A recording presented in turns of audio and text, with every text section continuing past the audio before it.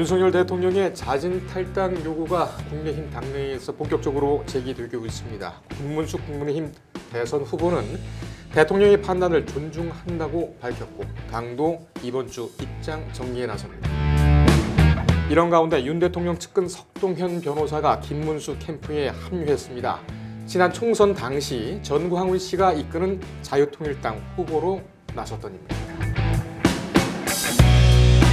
국회 법제사법위원회가 민주당 주도로 공직선거법 일부 개정안을 처리했습니다. 허위사실공표죄 대상에서 행위 부분을 삭제한 건데 이른바 이재명 면소법이라는 비판이 제기되고 있습니다. 민주당은 또 조희대 대법원장에 대한 특검 법안을 상정해 일소위에 회부했습니다. 여러분 안녕하십니까? 여의뷰 시작하겠습니다. 앞으로 19일 남은 대선 판도를 자세히 들여다보겠습니다. 김지록 민주당 중앙선대위 대변인, 최진영 김문수 국민의힘 후보 미디어 특보단장 나오셨습니다. 어서 오시죠. 네, 반갑습니다. 안녕하십니까. 바로 임명장을 받고서 지금 도착을 하셨죠. 예. 날아왔습니다. 네. 각오 한 말씀 해주실까요? 네, 특보단 저희가 미디어에서 국민의힘 김문수 후보 당선을 위해서 열심히 싸우겠습니다. 특히 우리 김지욱 대변인님과 앞으로도 또 같이 이런 인터뷰할 일들이 많을 텐데 각이 서는 인터뷰 그리고 국민의힘이 뭔가 제대로 새로운 대한민국을 만들기 위해 저희 특보단에도 열심히 한번 뛰어보도록 하겠습니다. 예, 페어플레이 기대를 하겠습니다. 덕담 한마디 해주시겠습니까? 예, 축하합니다. 고맙습니다. 하여튼 그 선거 기간 동안 정론으로 말씀 주시고 우리 가급적이면 네거티브는 자제하는 그런 그 경쟁, 선의의 경쟁을 펼쳤으면 좋겠습니다. 네, 다시 한번 축하드립니다. 대선 캠프에서 본격적으로 활동하신 건 처음이신가요? 그렇죠. 후보 대선 캠프에서는 하는 것은 실질적인 처음이고 예전에 총선 캠프에서는 부대변인으로 활동한 적이 있습니다만 이번 대선 정말 비상 상황에서 민주당과 다르게 급하게 꾸려진 그 대선 캠프라서 쉽지 않은 것도 사실입니다만 케이어스를 코스모스로 혼란을 화평으로 통합으로 이끌어내는데 또 메시지로서 한번 역할을 해보고 싶습니다. 알겠습니다. 우리 김 대변인께서는 네 번의 대선 다 참여를 하셨으니까. 저는 12년 대선부터 해서 네 번째 대선 선대위 공보단에 참여하고 있습니다. 12년, 17년은 부대변인, 22년 그리고 25년 이번에는 이제 대변인으로 참여를 하고 있는데 참여할 때마다 늘 새롭고요.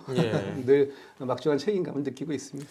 알겠습니다. 두 분 하여간 든든합니다. 좋은 결과가 있기를 바라겠습니다. 양쪽 다 마찬가지로요. 자, 우선 어제 나온 한국갤럽 여론조사부터 살펴보겠습니다. 한국갤럽의 뉴스원 의뢰로 지난 12, 13일 전국 만 18세 이상 유권자 1,002명을 상대로 한 여론조사 결과입니다. 대선에 출마한 인물 중 누가 대통령이 되는 것이 가장 좋다고 생각하느냐 이렇게 여쭤보니까 51%가 이재명 후보라고 얘기를 했습니다. 49%, 51%, 그 안에 있는 것 같아요. 김문수 국민의힘 후보에 대해서는 31%, 이준석 개혁신당 후보는 8% 순이었습니다. 여론조사 방법은 전화조선 인터뷰 100%, 표본 오차는 95% 신뢰 수준의 플러스 마이너스 3.1%포인트입니다. 자세한 사항은 중앙선거 여론조사심의위원회 홈페이지를 참고하시면 되겠습니다. 한국갤럽 여론조사 결과 이제는 압도적인 1강 구도가 확립되지 않았느냐 이렇게들 얘기를 하고 있는데 뭐라고 이렇게 생각합니다. 대선 후보가 이재명 후보만 있지 않듯이 여론조사가 갤럽만 있는 건 아니다. 실질적으로 지금 여러 그 전국에서 나오는 여론조사를 보면은 지금 얘기하신 그 한국갤럽과는 사뭇 다른 여론조사도 있다. 그렇기 때문에 이것은 하나의 지표에 불과하다 이렇게 봅니다. 실질적으로 지금 그 한국갤럽 여론조사에서 과반에 가까이 이재명 후보가 지지율이 있는 것은 그만큼 지금 이런 조기 대선에서의 어떤 정권 심판론이 일단 가장 큰 역할이 있겠습니다만 그만큼 또 이재명 후보가 그 사이에 또 후보를 사실상 추대식으로 해서 그 사전 선거 운동을 굉장히 오랫동안 해온 것 아니겠습니까? 그만큼의 인지도 그리고 그만큼의 어떤 국민들에게 익숙한 그런 인물이기 때문에 아무래도 이 대선 선거 운동 초기에는 이재명 후보가 앞서가는 것은 뭐 불가피한 그런 상황이 아닌가 싶습니다. 하지만 토끼와 거북이의 싸움에서 거북이가 이겼습니다. 우리가 그 장갑을 벗을 때까지 골프에서 승부가 결정돼 봐야 아는 것처럼 지금 처음에 그렇다고 해서 그것이 계속 이어질 것이라 그런 보장이 없다는 점, 그리고 말씀드린 것처럼 갤럽 여론조사 이외에 최근에 그 각종 여론조사에서 보면은 특히 이제 후보가 국민의힘 후보가 단일화됨으로써 한덕수 후보에 있던 지지세를 김문수 후보가 빠르게 흡수해가는 그런 여론조사도 있습니다. 네. 그래서 두 자리 숫자에서 이제는 한 자리 숫자까지 그 지지율이 좁히고 있다라는 그런 여론조사도 충분히 나오고 있기 때문에 이런 부분에 있어 가지고는 국민의힘은 일희일비할 것이 아니고 이른바 하루에 1%씩 올려간다. 이런 전략으로 스텝 바이 스텝 전략. 그렇게 올라가는 그런 부분이 있고, 그 반면에 지금 부자 몸살이듯이 민주당 같은 경우에는 뭐 이재명 후보가 직접 그 언론 브리핑까지도 제대로 하지 않는 등 최대한 어떻게 보면은 흠결 없이 논란 없이 완주하려고 하는 그런 의지가 보이는 것 같은데요.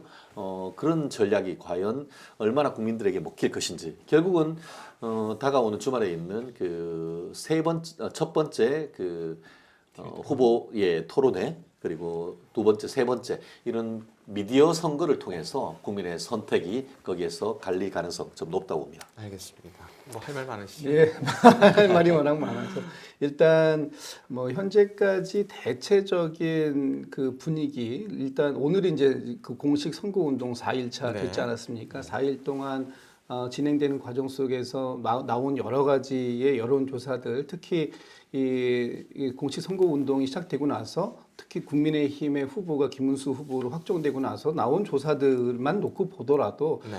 일단 현재까지 이재명 후보가 좀 앞서 나가는 부분은 맞는 것 같습니다. 그래서 대체적으로 언론들은 1강, 1중, 1약 이렇게 3파전을 놓고 본다면 이런 식으로 이제 분석들을 평가를 하고 계시는데, 저는 그 이재명 후보가 굉장히 안정적으로 40% 후반에서 50% 초반을 지금 그 보여주고 있는 부분에 대해서 평가를 하고요. 두 번째로 지금 그 김문수 후보님 쪽을 좀 긍정적으로 평가를 일단 드리면, 그 단일화라고 하지만 사실상 후보 강탈 사건이라고들 많이들 일컬어지는 그 상황을 겪고 나서 그래도 빠르게 보수 진영의 표심들을 묶어 나가고 있어 보인다. 예. 또 그런 측면들이 이 지난주 대비해서 이번 주에 김문수 후보의 지지율이 일부 상승하는 효과를 가져온 것 같다. 이런 정도는 그냥 평가할 것 같아요. 어차피 저희들이 봤을 때도 좀 전에 최 변호사께서 최 단장님께서 말씀을 주셨듯이 이 선거 결과가 지금의 이 초반의 판세가 마지막까지 그대로 저희는 뭐 이루어지기를 그대로 끌고 나가기를 바라지만 예. 그 사이에 뭐 몇 번의 출렁임은 충분히 있을 수 있고 그 과정들을 잘 저희가 이제 위기 관리하는 부분이 필요한데 예. 지금 그 국민의힘에서는 저희 민주당 쪽보다 조금 더 이 출렁거림이 더 심할 수 있는 변수들을 남겨놓고 있다. 그런 측면에서 봤을 때 저희 민주당 쪽보다는 국민의힘이 조금 더 걱정을 좀 해야 할 부분이 있는 게 아닌가. 예를 들면 이런 겁니다. 오늘도 윤석열 전 대통령이 이 당적을 어떻게 해야 되느냐 이 문제를 가지고 지금 많이 논란들이 있잖아요. 네. 자진 출당해야 된다. 아니면 당에서 제명 같은 식으로 내보내는 그런 단호한 모습을 보여야 된다. 뭐 여러 가지 얘기가 있는데 그런 과정들이 어떤 식으로 정리가 되느냐에 따라서 아무래도 김문수 후보 측의 그 지지율은 출렁거릴 수 있다라는 말씀드리고 예. 좀 그 뭐 다른 부분보다는 그냥 저기 좀 전에 그 최 단장님께서 말씀 주신 중에 사실관계 하나만 좀 짚고 제 말씀을 좀 마무리하면, 지금 이재명 후보가 언론 브리핑을 안 하고 있다 이렇게 말씀을 주셨었는데 사실 그렇지는 않습니다. 개별 언론과의 인터뷰는 지금 뭐 할 수 있는 물리적인 시간이 안 나와서 못 하고 있는 거고요. 매일같이 여러 차례의 유세를 통해서 이재명 후보가 지금 우리 유권자들께 전달해야 하는 메시지들은 충분히 나오고 있고 그 중에 중간중간에 현장에 따라와서 취재를 열심히 해주고 계시는 언론인들이 계시는데 그분들 앞에서 소위 백브리핑이라는 것도 하루에 한 번 이상은 꼭 진행을 하면서 언론들로부터 질문받고 그에 대한 답변을 드리고 있다 이런 말씀을 드리고 싶습니다. 알겠습니다. 어제 이재명 후보 유세 현장에서 본인이 직접 말씀하신 얘기를 좀 들어보면 박빙일 것이다. 지금 이제 김문수 후보가 나섰으니까는 보수가 결집 내지는 좀 추스려서 본격적으로 추격을 할 것이다. 이렇게들 말씀을 하시더군요. 3표 모자란다. 그러니까 3표를 더 가져와야 된다. 이렇게 뭐 유세 현장에서 말씀을 하셨어요. 이거 어떻게 엄살이라고 봐야 됩니까? 아니면 실제로 가능성이 있는 건가요? 결국 그것 또한 전략 아니겠습니까? 결국 본인의 지지층을 결집하기 위한 나름대로의 어떤 전략적 발언이다 이렇게 얘기를 하죠. 사실 민주당은 3표가 부족하다라고 생각하지만 국민의힘은 분열이 되면 저쪽에 4표, 4표가 된다 이런 얘기를 지금 하고 있는 것 아니겠습니까? 결국 우리가 선거란 것은 마치 그 사자가 토끼를 사냥할 때도 최선을 다하듯이 어떤 민주당으로서도 지금 한참 앞서고 있습니다만 어디서 어떤 복병이 나타나가지고 그 선거판이 흔들릴지 모르는 건 아닙니까? 예전 이른바 MB와 그 정동영 후보 어떤 그 싸움을 할 때도 어르신들은 투표하지 나오지 마라 뭐 이런 그 얘기를 함으로써 막판 어떻게 보면 큰 변수가 있던 그런 부분 것처럼 어느 선거 캠프든 다들 지지층을 결집하고 또 위기를 상황에 대해서 대비하는 그런 부분이기 때문에 뭐 이재명 후보로서는 벌써 대선이 여러 번이잖아요. 실질적으로 제 기억에 3번 정도가 되는 것으로 알고 있는데 그런 어떤 그 나름대로의 경험 속에서 그 지지자를 추스르기 위한 그런 하나의 어떤 그 좀 엄살 뭐 이런 거 부분이 있는 것 같고 국민의힘 같은 경우에는 진짜 생존이 걸린 문제입니다. 3표가 문제가 아니고 정말 4표가 되면 큰일 나니까 결국 어떤 식으로든 중도 그 우클릭 중도 외연 확장을 위한 어떤 빅텐트 이런 부분도 여전히 하는데 문제는 지금 국민의힘으로서는 중도 확장을 하려고 하면 내부가 단단해야 되는데 당 내에서의 경선 후유증 이런 부분이 있다 보니까 아직까지 그런 여파가 조금 남아 있는 것도 뭐 사실인 것이고 또 윤 전 대통령의 스스로의 어떤 탈당에 대한 결단 문제 이런 부분도 하나의 또 중도층의 표심과 관련되는 이슈가 있다 보니까 지도 밖으로 행군하기 전에 군장을 잘 꾸려야 되는데 군장을 꾸리는 시간이 아직은 조금 걸리는 것 같다라는 느낌이 있습니다만 한편으로는 그 이재명 후보님이 얘기하시는 부분도 본인이 직접 어떻게 보면 겪어본 부분이 있기 때문에 충분한 국민의힘의 어떤 그 선거의 노하우 이런 걸로 저는 따라잡을 수 있다고 생각합니다. 반론하시겠습니까? 네, 뭐 짧게만 할까요? 지금 방금 전에 이제 자평을 해주셨는데 제가 이렇게 밖에서 봐도 지금 선대위가 제대로 기능을 하고 있지 못한 측면이 있어 보여요. 메시지에서도 그렇고 선거 전략도 그렇고 뭔가 이 당 지도부와 선대위 또 후보 이렇게 이 세 분야에서 각기 놀고 있다라는 느낌이 좀 많이 나오고 그 대표적인 게 지금 또 말씀드립니다만 윤석열 전 대통령의 거취 문제. 그러니까 후보는 대통령을 존중하겠다라고 얘기를 하고 있고 또 당 내에서 일부는 출당 등 제명의 이런 극단적인 조치가 없다면 당에서 어떤 이 상황을 탄핵의 강을 건너려고 하는 의지를 볼 수 없다라고 얘기하고 있고 뭐 이런 부분들이 지금 여전히 정비가 안 되어 있고요. 또 그 지금 이제 우리 그 최 변호사님께서 말씀 주셨던 것처럼 예전에 MB 그 이명박 전 대통령과 정동영 후보의 그 당시 상황을 말씀 주셨으니까 딱 하나만 말씀드리면 당시에 530만 표 차이 났어요. 역대 대선에서 그렇게 많은 표 차이가 난 적은 처음이었는데 일부 사람들은 뭐 저희 민주당이 지금 그렇게 생각하고 있지는 않습니다. 근데 일부에서 지금 나오는 얘기는 이번에도 그런 정도의 표 차이가 날 것 같다라고 얘기를 해요. 그래서 왜 그러느냐 그랬더니 지금 국민의힘에서 투표를 안 할 것 같다. 그런 이게 이제 당시에 이런 겁니다. 일단 우리 지지층이 최대한 결집하고 그다음에 중도층까지 투표장에 나와서 투표를 직접 해야 이게 이제 본인이 갖고 있는 표가 되는데 사실 실망한 사람들은 투표장에 안 가거든요. 그렇겠죠. 그럴 가능성들이 이번에는 국민의힘 쪽에 좀 있는 거 아니냐.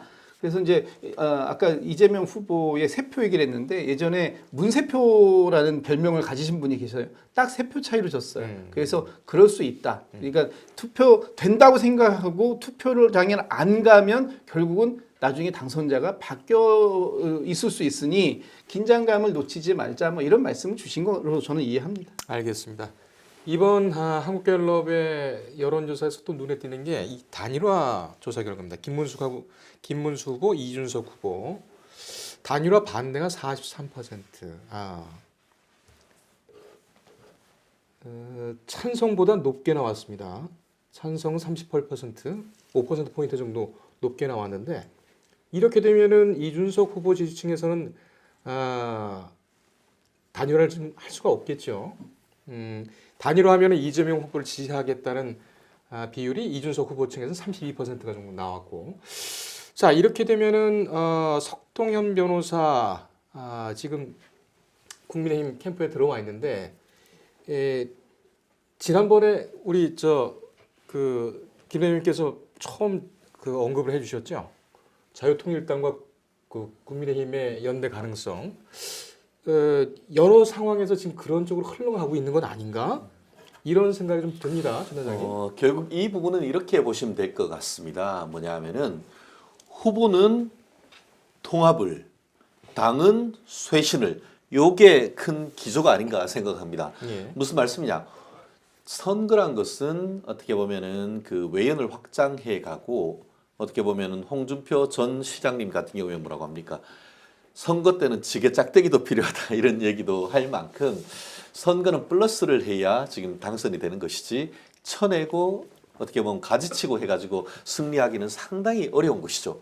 그렇기 때문에 그 선거 캠프에서는 용광로 캠프로서 모든 어떤 그 지지 세력들을 다 끌어안으려고 하는 그런 모습인 반면에 당은 쇄신으로 나가는 것이죠. 무슨 말씀이냐? 지금 그 김문수 후보는 국민의힘의 당 후보로서 지금 캠프를 충분히 어떻게 보면 중도 또 보수를 다 끌어안으려고 하는 전략인 반면에 당 같은 경우에는 비대위원장을 지금 최연소 35대 이 김용태 그 의원을 실질적으로 당 대표로 앉힌 것 아니겠습니까?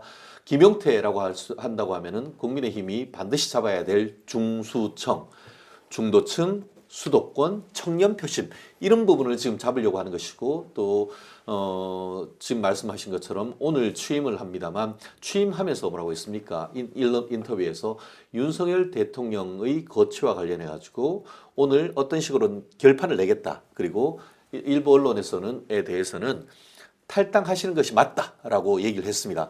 결국 그 말씀은 뭐겠습니까? 당은 쇄신을 모습을 보임으로써 실질적으로 국민들에게 그리고 중도층에게 그리고 2030 청년층에게 더 나아가려고 하는 그런 모습이 있는 겁니다. 나름대로의 어떤 투트랙 전략이라고도 할 수 있는데요.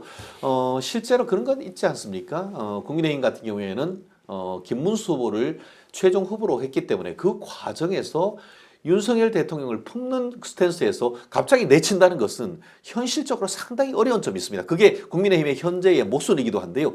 그런 모드 전략, 전환, 한마디로 스위칭함에 있어서는 약간의 시간이 좀 필요한 것 같습니다. 그렇기 때문에 김문수 후보로서는 최대한 어떤 그 지지층을 다 결집하려고 하는 반면에 당으로서는 김용태라는 청년 정치인을 내세움으로써 쇄신하고 또 그것 그 김문수 어떻게 보면 김용태 후보 그 비대위원장을 통한 윤석열 전 대통령의 거취 결정을 함으로써 나름대로 전체 세력을 끼얹는 과정에서의 약간의 진통. 하지만 그것을 이번 주말까지는 아무튼 결판을 내므로써 중도층까지 또 확장하려고 하는 그런 전략이 아닌가 생각합니다. 이제 제가 잠깐 좀 끼어들겠습니다. 발언 기회는 좀 이따가 드릴게요. 네네. 지금 궁금한 게 뭐냐면 석동현 변호사가 지금 김문수 캠프의 어느 직책으로 지금? 제가 알기로는 사회 통합 분야의 어떤 사회 통합. 그런 그쪽으로 알고 있습니다. 예. 그런데 선거 캠프에서 사회 통합 단장으로 한다는 것이 뭐 어떻게 보면 중책이기도 합니다만 네. 말씀드린 것처럼 석 변호사님 같은 경우에는 실질적으로 윤석열 전 대통령과 굉장히 좀 친한 관계이기도 했습니다만 예. 지난 총선에서 공천을 받지 못했습니다. 네.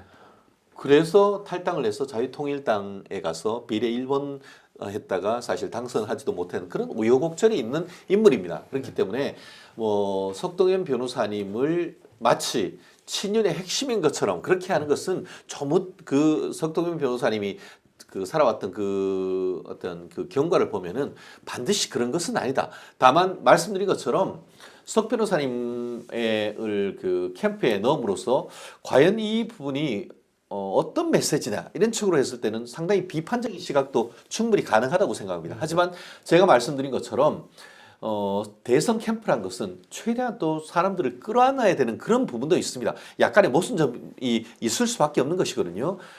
그에 따르는 뭐 정치적 책임, 그것은 또 후보의 선택에 달려 있는 것인데 그럼에도 불구하고 말씀드린 것처럼 당에서는 윤석열 전 대통령에 대한 어떤 탈당이라 이런 부분을 하고 하지만 윤 대통령을 탈당이나 출당을 시키는 거에 대한 나름대로의 보완책으로서 또 석동현이라는 변호사님을 모심으로써 그런 부분을 껴안으려고 하는 그런 투트랙 전략 그 가운데서 표를 잃거나 얻거나 그런 부분은 최종적으로는 캠프의 선택이다 이렇게 보는 것이죠. 알겠습니다. 자유통일당과 윤석열 대통령의 탈당 문제 이 부분은 좀 분리해서 다뤄야 될 것 같아요. 자유통일당 문제, 연대 문제와 관련해서 석동현 변호사의 합류. 이분이 자유통일당 총선 후보로 나오셨다가 낙선이 되셨잖아요. 그 부분부터 우선 좀 다뤄보고. 근데 그렇게 넘어가야 생각한다고 저도 하면은 좀, 자유통일당 대표이기도 했어요. 지금 김문수 후보님은. 하지만 벌써 그거는 옛날 흘러간 물레방강도예요. 그런데 그 전례를 가지고 와서 계속 얘기한다?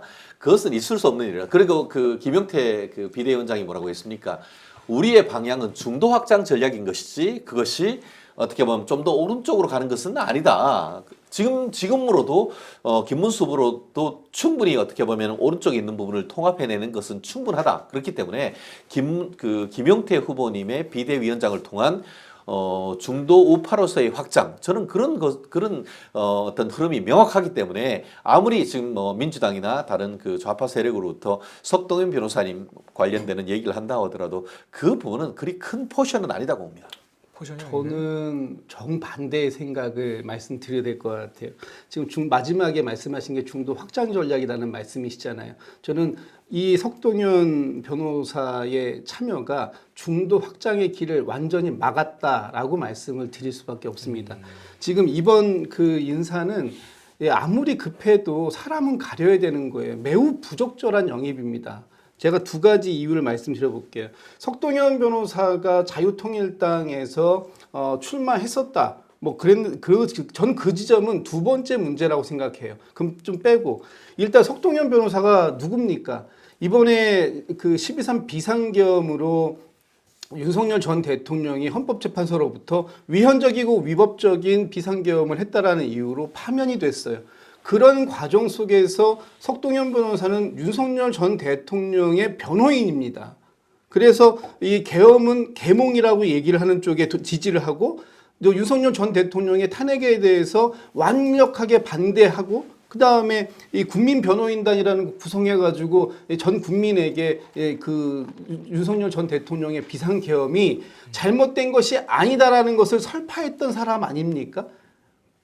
이런 분을 지금 이 국민의힘에서 영입 인사다라고 해가지고 영입해가지고 자리를 맡겼다라는 건 결과적으로 보면 김문수 후보가 윤석열 전 대통령의 12.3 비상계엄을 옹호하고 윤석열 전 대통령의 탄핵을 반대한다라는 입장을 명확하게 한 것이다. 그런데 어떻게 이것이 중도를 확장할 수 있는 전략이 될 수 있어요? 석동현 변호사의 영입은 윤 어게인이다 이런 것이고요. 또 한 명이 더 있었습니다. 여기 어제 영입을 발표했다가 문제가 되니까 취소한 분이 한 분 더 있어요. 정호영 전 특전사령관입니다. 누굽니까? 1980년 5.18 광주 민주화 운동 때 이 당시에 특전사령관이었어요. 그래서 광주에서 많은 사람의 희생을 불러오게 만든 장본인이었습니다. 이런 사람을 갖다가 선대위원장으로 영입을 했다가 언론이 나빠지고 막 비판이 쏟아지니까 영입을 취소했어요. 그래서 저희가 이 뭐 정호영까지 영입한다고 이러면은 윤석열 어게인 정도가 아니라 전두환 어게인도 하겠다라는 거 아니야? 라는 비판을 했던 거예요. 이런 전략을 가지고 어떻게 중도를 확장할 수 있습니까? 제가 짧게 그 자유통일당과의 관계 하나만 더 말씀드릴게요. 지금 그 김문수 후보가 자유통일당의 당대표를 역임한 것이 과거의 일이다. 흘러간 물이다. 뭐 그렇게 말씀하실 수 있습니다. 김문수 후보는 그렇게 말씀하실 수 있지만 여전히 자유통일당과의 관계에서 지난 2월 달에 김문수 후보가 그 자유통일당의 전광훈 목사를 뭐라고 얘기했냐 하면 전광훈 목사는 대한민국의 자유민주주의를 수호하기 위한 목사다. 이렇게 말씀을 하셨어요. 여전히 지금 그 생각이 변함이 없다. 그리고 이 석동현 변호사까지 자유통일당에서 활동했던 이 분이 여기에 같이 합류했다. 그렇다면 지금 모종의 통합화 작업이, 단일화 작업이 여기에서 진행되고 있다. 이렇게 의심해 볼 수 있는 여지는 충분히 있다. 이 부분에 대한 해명이 없다면 이 석동현 변호사의 영입은 이건 제가 볼 땐 너무나 잘못된 영입 인사인데 이 부분에 대해서 어떻게 말씀을 주실지 전 좀 기대해 보겠습니다. 기대됩니다. 기대돼요. 참 이 부분은 참 국민의힘의 어떤 그 약간의 모순적인 상황을 지금 담고 있는 부분이다라고 생각을 하고 이 또한 우리는 그런 것을 통해서 그 통합과 쇄신이란 그 동시에 이뤄내야 된다는 이런 부분에서 좀 도전과 한계에 직면하고 있다라고 생각하는데 저는 그렇게 생각합니다. 말씀드린 것처럼 어쨌든 국민의힘의 선택인 것이고 또 정치는 근데 상징입니다. 상징으로서의 대통령 이런 부분에 대한 그 당의 실질적인 대표라고 할 수 있는 김영태 비대위원장이 윤 전 대통령에 대한 그 자진 탈당이나 이런 부분에 대한 그 메시지를 계속 내고 계십니다. 예. 이 부분에 있어서 윤 전 대통령 측 같은 경우에는 당과 후보의 선택을 다 따르겠다 이렇게 얘기하고 있는데 저는 그렇게 생각합니다. 정치는 타이밍의 예술이고 그 대통령은 선택의 주체이지 선택의 객체가 되어서는 안 된다라고 저도 개인적으로 생각을 합니다. 예. 본인 스스로의 어떤 결단에 의해서 검찰총장에서 대선 후보로 그리고 대통령이 된 것처럼 지금 시대적 소명이 있다라고 한다고 하면은 본인의 결단에 의해서 본인의 거취를 결정하는 것이 전 합당하다고 생각하는 쪽입니다. 그렇기 때문에 다가오는 이번 주말입니까? 5월 18일에 1차 대선 후보 TV 토론회가 있습니다. 그 전까지 당과 또 윤 전 대통령 사이 어떤 그 물밑 접촉을 통해서 윤 전 대통령의 스스로 결단 저는 필요하다고 보고요. 그 과정에서 말씀드린 것처럼 선거는 선거입니다. 그러면은 내치기보다는 또 일정 부분 그런 부분에 대한 윤 전 대통령 지지 세력에 대한 어떤 호소 이런 부분도 있어야 했기 때문에 그런 부분에 대한 윤 전 대통령의 지지에 대한 상징으로서의 어떤 역할 이런 부분은 또 석동현 변호사님이 할 수 있는데 그 맡겨진 역할이 무슨 선대위원장도 아니고 한 부분의 어떤 그 선거 캠프의 일부를 맡은 걸 가지고 침소봉대하는 것은 지나친 민주당의 이관계 내지 이의제의 전략이므로 그런 부분에 있어서는 일정 부분 또 선을 긋는 전략도 좀 필요하다고 봅니다. 알겠습니다. 하나만 더 제가 궁금한 거 여쭤보고서 넘어갈게요. 그 지금 석동현 변호사는 누가 영입을 한 겁니까? 본인이 손들고 들어온 건가요? 저도 그런 부분은 제가 다 알 수는 없죠. 기타랑은 그러니까 워낙 그 선대위가 방대하게 있다 보니까 예. 다른 의사결정 과정을 제가 다 알 수는 없는데 저는 말씀드린 것처럼 그런 포석이라고 봅니다. 무슨 말씀이냐면은 결국 후보는 모든 걸 통합을 하고 모든 걸 아우르는 그런 역할을 하는 과정에서의 어떤 그런 윤석열 전 대통령의 변호인으로서의 어떤 역할을 그 당에 어떻게 보면 흡수하는 그런 전략인 반면에 이 그 당으로서는 쇄신하는 모습을 보이면서 사실 윤 전 대통령에 대한 어떤 그 사실상의 어떤 당과의 절연 이런 부분을 통해서 역할 분담 그렇게 하는 것이지 이거를 이 상황 속에서 그냥 윤 전 대통령 지지하는 측을 완전히 그냥 툭 일거양단에 잘라낸다? 선거 전략으로서 그런 것은 민주당의 마타도 내지는 EJ 전략이라는 측면에서는 유효할 수가 있겠습니다만 국민의힘의 선거 전략으로서는 이것을 일도 양단으로 끝내버리고 완전히 전이시킨다는 것은 현실적으로 좀 어려운 것이 아닌가 생각합니다. 제가 짧게 한 말씀만 드릴게요. 지금 이제 우리 단장님께서 통합과 쇄신을 해야 된다. 후보는 통합하고 당은 쇄신한다.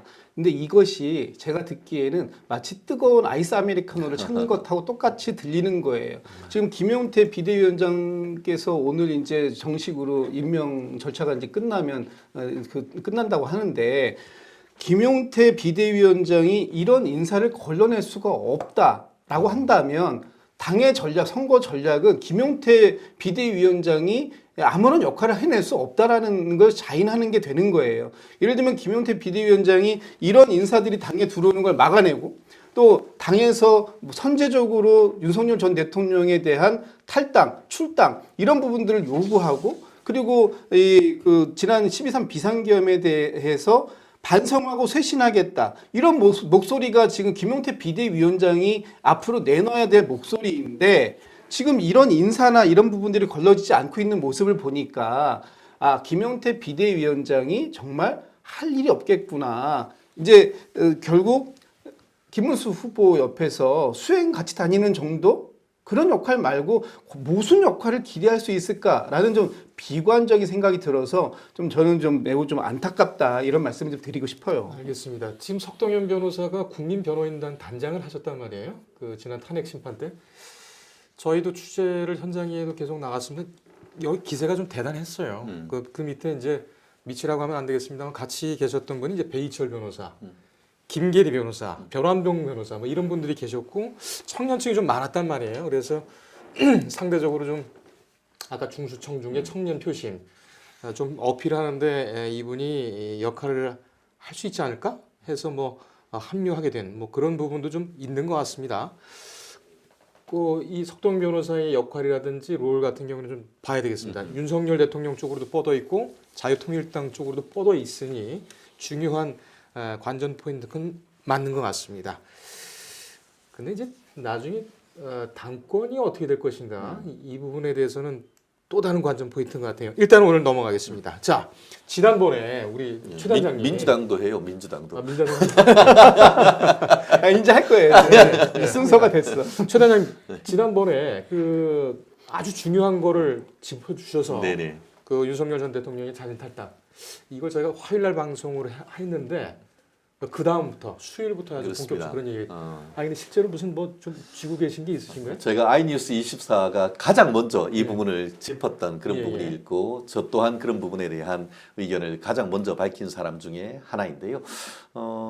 지금 말씀하신 것처럼 김용태 비대위원장이 들어오시면서 가장 먼저 일성으로 밝힌 부분이 윤석열 전 대통령과의 관계에 대한 재정립 그리고 쇄신의 모습.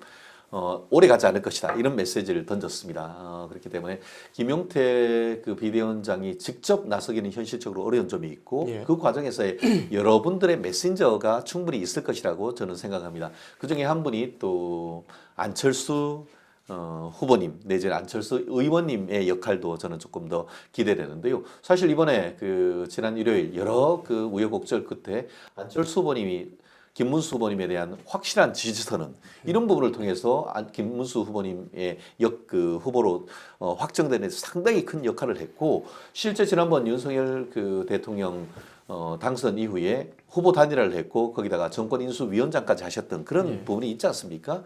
그러면은 그런 중도층의 표심을 쥐고 있는 상당한 중진들 이런 분들의 물민 역할이 충분히 있을 것이라 생각을 하고요. 여러 가지 지금 언론에서의 어떤 다양한 잡음이 나오고 있는 건 있습니다만 결국은 결론은 거의 다 정해진 것이 아닌가 생각을 합니다. 말씀드린 것처럼 석동현 변호사님이 캠프에 들어온 것은 사실상 어떤 자유통일당 세력을 끌어들인다는 그런 부분이 아니고 국민변호인단만 해도 20만이 넘습니다. 그런 표가 있는 겁니다. 그런 부분을 민주당으로서는 어떻게든 잘라내게 하기 위한 그런 아들메르의 이관계인 반면에 국민의힘 같은 경우에는 그런 상징을 이렇게 모심으로써 그런 부분에 대한 표심을 일단 자극하는 것이고 사실은 그 부분은 굉장히 작은 부분이라고 생각해요. 오히려 더 큰 부분은 윤석열 전 대통령에 대한 어떤 거취 이런 부분을 통하고 또 뭐 어떻게 보면 안타깝습니다만 김건희 여사의 어떤 사법 리스크와 관련해 가지고 당당하게 어떤 재판 그 수사나 이런 부분에 나서는 모습 그런 부분을 통해 가지고 윤석열 대통령이 정말 국민을 자유민주주의를 헌법을 지키려고 한다는 그런 모습을 보이심으로써 그러면은 집 나간 보수층 내지 중도층까지도 끌어안을 수 있는 그런 결단 저는 결단의 정치인으로서의 어떤 윤석열 전 대통령의 결단을 저는 믿는 쪽입니다. 예. 근데 제가 좀 그 말씀을 좀 드리고 싶어요. 이제 저희가 이제 얘기를 시작을 한 이후에 갑자기 자진 탈당 쪽으로 말씀들이 나오고 그게 뭐 바로 하루 이틀 금년간에 이루어질 것처럼 했는데 오늘 또 기사를 보면 요즘에 윤석열 전 대통령의 입장을 가장 빠르게 정확하게 전한다고 하는 이 전한길 씨 있잖아요. 예. 그 전한길 씨는 자진 탈당은 없다라고 얘기를 또 하고 있어요. 그러니까 여전히 지금 대통령의 생각과 윤 전 대통령의 생각과 그 생각을 전달하는 사람들이 다양한 자기들의 해석을 가지고 얘기하고 있다. 이를테면 말씀하신 것처럼 윤 전 대통령이 객체가 아닌 주체가 되어야 된다라고 얘기하는 사람들은 스스로 자진 탈당하는 모양 좋은 그림으로 가자라는 것이고 그 부분에 대해서 전한길 씨는 대통령은 그런 생각을 아예 하고 있지 않다라고 얘기하고 있는 거고 또한 당에서는 아니 그러면 저런 생각 이런 생각 없다고 하신다면 당에서 용단을 내려서 결단해가지고 윤 전 대통령을 제명하는 쪽으로 가야 되는 거 아니냐라는 지금 목소리가 새 목소리가 나오고 있는 거예요. 이 목소리가 지금 정리가 안 되기 때문에 지금의 이 혼란상이 그대로 있는 것이고 석동현 변호사 한 말씀만 더 드리면 지난번에 이제 국민변호인단을 같이 했던 김계리 그 변호사가 석동현 변호사에 대해서 상당히 좀 비속어까지 써가면서 비판을 했던 목소리가 제가 들었는데 그것과 관계없이 정말 이 국민변호인단은 석동현 변호사 한마디에 완전히 자지우지 되는 그런 조직인가? 저는 그렇게 보진 않는다. 그렇다면 석동현 변호사가 굳이 지금 이 시점에 김문수 후보 캠프에 합류함으로써 얻는 이익보다는 오히려 실익이 더 큰 거 아닌가? 그런 부분들을 저는 한번 좀 말씀드리고 싶었던 거예요. 알겠습니다. 근데 윤석열 대통령의 자진 탈당 이 문제는 국민의힘 내부에서 상당한 기대감이 반영된 부분들이 아닌가. 그리고 저희도 썸네일에 대통령의 마지막 의리 뭐 이렇게 해서 썸네일을 좀 했습니다만 못할 것도 없지 않나 이렇게 또 생각이 됩니다. 그리고 이제 윤석열 대통령이 던져만 준다면 또 국민의힘 쪽에서는 상당히 또 플러스가 되는 그런 요인도 되는 것 같습니다. 대통령이 판단을 기다리지 말고 정말로 선거에서 그 득표 전략 차원에서라도 이렇게 정치적으로 정무적으로만 본다면 당이 결단해야 되는 거예요. 그래서 당이 빠르게 이 제명 출당 조치를 시킴으로써 뭔가 윤 전 대통령과 결연한 관계를 설정하는 것이 이것이 그 득표 전략에는 도움이 되지 마치 그냥 지금 대통령이 결단해 주시면 저희는 너무나 감사하겠는데요 이런 식의 읍소하는 듯한 모양새는 득표 전략에는 그 큰 도움은 안 될 것 같다 생각합니다. 알겠습니다. 우리 김 대변인님은 국민의힘에 상당한 애정이 있으신 것 같아요. 감사합니다. 국민의힘 쪽에서 채택할 안타까워서 그래요. 안타까워서 아직까지도 1호 당원으로 모시고 있다는 게 너무 안타까워서. 알겠습니다. 잠깐 쉬었다 갈게요. 네.